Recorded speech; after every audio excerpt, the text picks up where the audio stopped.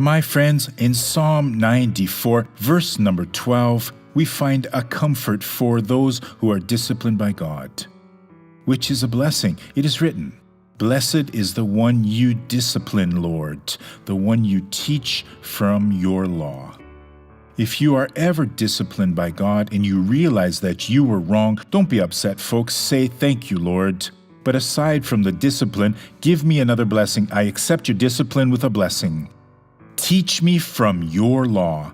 This way, Father, I will live happily, joyful, content, and I will do your will in my life." Do you know what will happen then? You will be able to become this person of God. So you can rebuke that, raise your thumb like this and say, "Thank you, Lord, forgive me. I did not pay attention to that.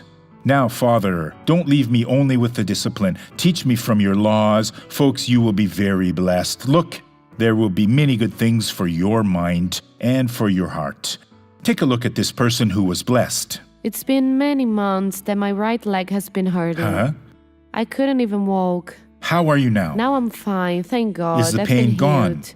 Come here because I want to ask you a question, sister. Come here, please. Show us how you got here today with that pain in your leg. It was like this. It seemed it was locked up. Like that? Yes. But are you free now, sister? I'm free, Can thank you walk God. quickly now in the name of Jesus?